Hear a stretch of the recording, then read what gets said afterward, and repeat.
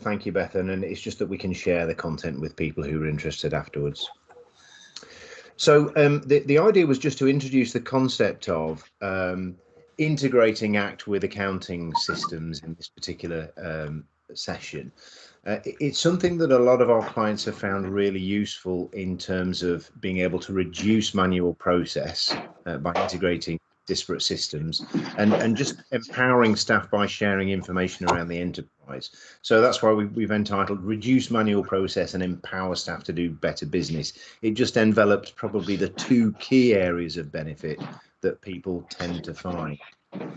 We have a relatively large group of ACT customers. I think we've probably implemented ACT for about 12 or 1300 businesses over the years now, and a significant majority of those use a popular accounting system. There's a lot of people out there using Sage 50. In fact, if we were to roll it back 5 or 10 years, I'd say probably 80% of those businesses are using Sage 50 or instant account Sage product. But of course, the landscape is changing now, especially in the environment of small and micro businesses. People are buying into cloud-based accounting systems, becoming very popular because they're sort of more agile. They have a lower cost profile, and there's a broader array of choice out there now for people in terms of accounts. So it's not for us to be predictive in terms of, we don't determine what account system people use. We just want to support you in whatever choice you've made. So now we're in a position where, whether you're using a Sage accounting product such as 50C,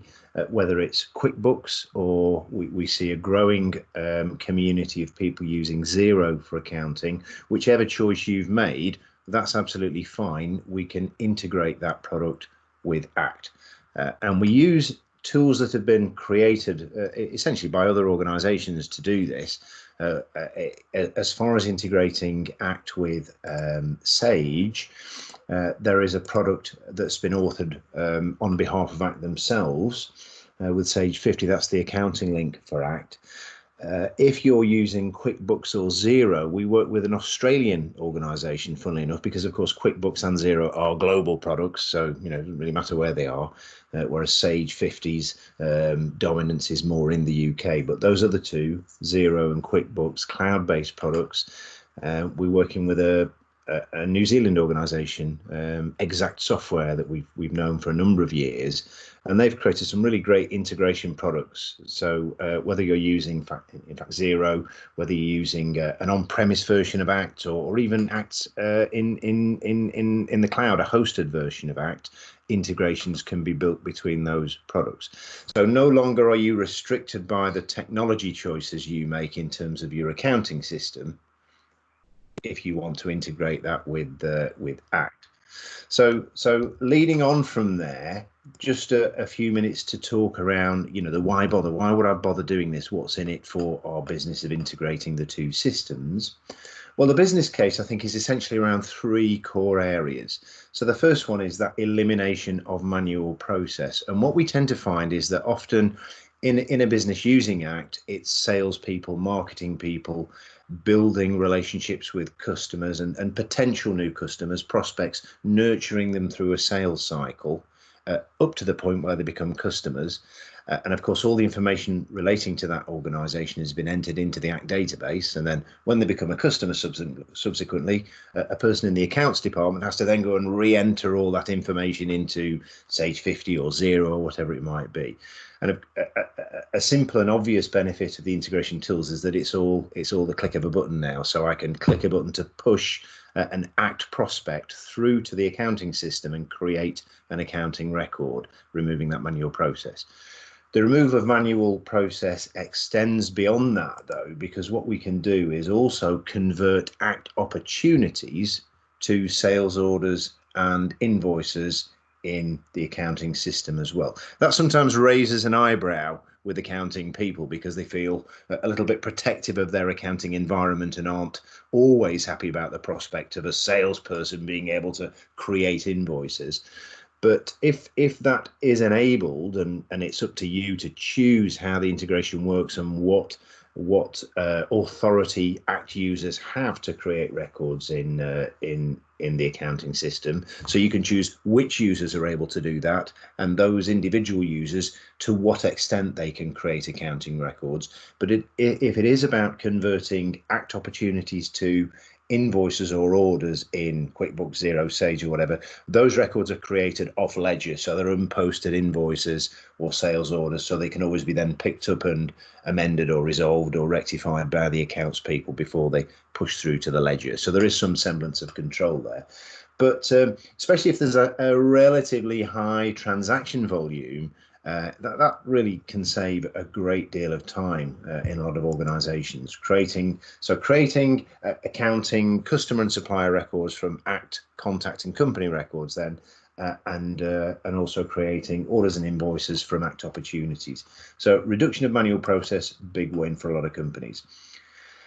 This for me is I suppose I'm a salesperson at heart, really. So this for me is the area that I feel is most kind of exciting, if that's a reasonable word to use to describe some software. Exciting, probably pushing the truth a bit far there, but it excites me anyway. That's probably just a sad reflection on my personality, really. But as a salesperson, being presented with real-time accounting information and transaction history data is just a really powerful thing. So if I'm on the phone to a client, or I'm about to go in and see a client, I can pull up their record in Act. Of course, I've got all the Act information I've recorded there: name, address, telephone number, job title, whatever. I've got the histories of past interactions and emails and all that sort of thing. But if it's an existing customer, to be able to see immediately what the credit status of that organization is, are they on hold? What did they spend with us last month? What did they spend with us last year? It just empowers me to be more effective in my interaction with that client. Also, the integration of all these products gives me a drill down into the transaction history detail as well. So not only do I see top level information about where they're on stop and what's their outstanding balance, I can see a list of all the historical information associated with that account as well. So I'll go through these slides and then I'll show you a quick couple of examples within Act so you can see what I mean. But it just gives me a rich view. So if I can see at transaction level, I can see when I'm talking to the client, what did we charge them last time they bought wheelbarrows from us? I can see the price has changed since then, or I can look at the products that they bought whilst I'm talking to the customer. And perhaps that gives me some idea of an opportunity to cross-sell or upsell. I can see they bought some grass seed last time. Perhaps I can sell them a lawnmower this time, kind of thing. So it gives me that visibility of the transaction history and the account status, empowers me as a salespeople to be more effective in that dialogue. Enriches the interactions with the customer. I'll say as a salesperson, also if you're using Act as part of your customer service management, as a customer services management system, similarly it gives you that rich view of the customer, a whole view of the customer, rather than just that salesy bit that's contained within Act. The third area is, again, to do with business development, really, but about focusing marketing effort. One of the things that we have tried to be, we've tried to be better at, I suppose, over the last 2 or 3 years is focusing our marketing effort very carefully. So I think if we roll back a few years, we would spend a significant amount of marketing fund on endeavours that we couldn't always measure. We couldn't always be certain that we were spending our marketing buck in the right place. We couldn't always calculate a return on the investment. And we found that if we can fine tune our marketing and focus marketing content towards people who have a higher probability of resonating with that content, we're likely to have an increased conversion rate. So Act has always given us that to a degree anyway. So now in Act, we've got integrated automated marketing tools. We can drive email campaigns directly from within Act, which is fantastic.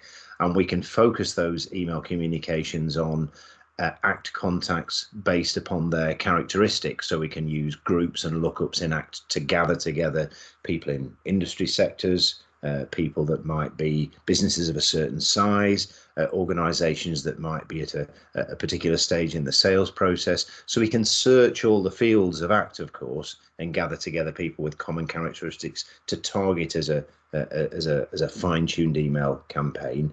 But the integration with the accounting systems extends that capability further. It means that we can also target people, gather them together based upon their accounting profiles. So turnover, recency, it might be what products they've bought, so if I could gather together people within a specific market sector, perhaps that are in a specific geographical region, who we know have bought a particular product in the past but not for a period of time, could we retarget them for resale? Or if we know they bought a particular product, does that give us some sense of where there might be a cross-selling opportunity? So just being able to draw on a broader array of data, not just restricted to what's contained within ACT, but extending that to include accounting status, history, transactional data, it really empowers the marketing team to be more effective in targeting groups of people that might, with messages that are more likely to appeal. And we found that a really useful thing to be able to do in our business. And I think a lot of our clients would echo that. So those are the three principal areas of benefit. In terms of the actual features, I mean, it does vary from product to product, whether it's Sage or Xero or QuickBooks. But typically, the things that you're able to do are, as mentioned, link existing records in ACT to records in your accounting system. You can create new records in your accounting products directly from ACT contacts and customers, and vice versa, by the way. So if you've got accounting records already in your account system, but they're not in ACT, but you want to push them back through to ACT to enable your sales teams to, build relationships with them and again, look for cross-sell, upsell opportunities, you can. So view invoices and sales order histories from a given account within ACT. So I don't necessarily want to give my sales team direct access to my accounting product, but I do want to expose that accounting history and status information to them, and I can do that within ACT as well. It's read only if I want it to be, so they can look but they can't touch, they can't change anything in the accounting system. Create customer and supplier invoices from with ACT, as mentioned. There's often customizable field mapping depending on the system. So when I talked earlier on about being able to profile data, we find a lot of clients that are using Sage 50, for example, might be using analysis fields in Sage 50 to categorize their clients in some way, or an equivalent type of field structure within Xero or QuickBooks. We can map those fields to ACT fields. So when the two products synchronize, we pick up that data and it's available for query within the ACT product. We can restrict ACT user access. So often when we're talking about accounting link and there's an accounting person in the room, you can feel the nervous tension because they're worried about somebody intruding upon what they're doing with their accounting product. And we always like to reassure them by saying, fear not, we can determine which specific ACT users are able to take advantage of these integration functions, and on an individual user basis, what they can and can't do, we can control. So converting ACT opportunities to orders and invoices, as mentioned earlier on, is a really powerful thing to be able to do. Also, importing accounting product lists. So often we find that many of our clients maintain a list of products and or services in Sage 50, and all the pricing structure for those products is maintained in Sage 50. And it might be a small product database with a few dozen, or we have many clients with literally thousands of products in Sage 50, and it's some poor person's job to maintain that list of products in Sage 50 and all the associated pricing that goes with it. The integration tools all have an option to bring that data through to ACT. So when I'm creating an opportunity in ACT, I can build that opportunity up using product and service line items with descriptions and product codes and default prices that are just dynamically imported from the accounting system. A number of the products also extend that capability to not only query prices and descriptions and codes that come through from the accounting system, but also stock levels, which is pretty powerful. If I'm holding stock, I can see that we've got a product in stock before I try too hard to sell it. So again, if yours is the kind of business that carries stock, Obviously that's what we want people to be selling, stuff that we've got and we can ship, you know. So some really powerful features in there, I think, that can you know, they can make a difference in the way that you do business.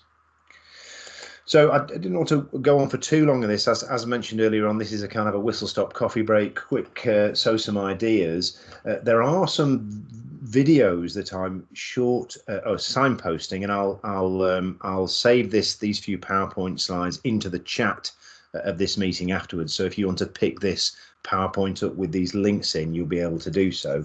But in case you're interested in exploring these link products further, each one of these includes a short link. I've done it as a tiny URL, so it's easy to make a note of if you want to. The first two are two different options for integrating ACT with Sage 50. And then we've got a Xero and the QuickBooks one at the bottom. They're just short YouTube videos, a few minutes long, that give you a tour around the product. But again, if it's something you want to explore in more detail, if you want to look at a more detailed demonstration, then we can arrange that for you.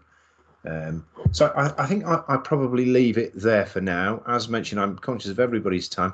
If there are any questions you want to ask now, that's absolutely fine. If not, and you'd prefer to get in touch and have a one-to-one conversation after this at some later stage, very happy to do that as well. Any immediate questions there? Okay, I'll take that as a no, but thank you for your time. I know time's precious these days, as every day. So thank you for your taking the time to join us. I'll bring the call to a conclusion there. Oh, sorry, did you want to say something, Glenn? Oh, hang on, I seem to have you. We've muted you or you've muted yourself. I don't know which it is. Sorry, I muted everyone. Oh, could you unmute Claire, please? Well, unmute us all. Yeah, one moment. Sorry, Claire, hang on. My beautiful assistant is okay, hurriedly trying. 1 second, I'm struggling to unmute. I think you might have to unmute yourself. I can mute people, but I don't think I can unmute somebody. Sorry. So have I done that now? Yes. Yeah. So thank you very much, Will, and that was interesting. Thank you. I realise you and I have actually emailed. Of course we have, yeah. Something else. Yeah, of course. So I thank you.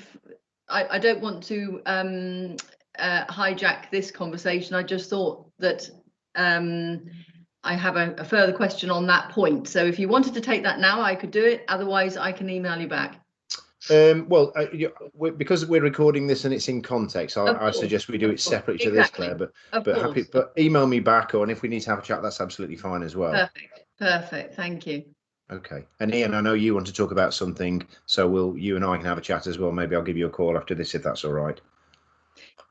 And then the other thing related to this, Will, is that for our business, what we are looking at is trying to have something where we've got engineers who are out on site who can link into some kind of software with a tablet that that links into ACT. So rather than it going to the sales side, well, and then possibly flow through to sales as well. So that is something I think I did talk to you briefly about in the autumn last year when you did a session over in, was it High Wycombe? Oh yes.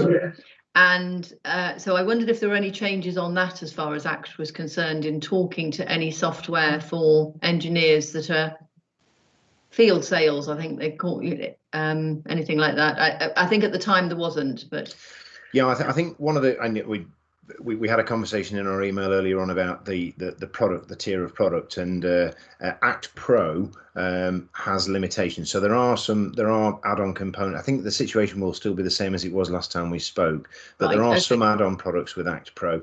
Of course, most of the ACT development is going around this premium subscription product, which does have what they call an API, meaning that it's easy to build integrations between ACT and third-party tools, which would extend to include things of that nature.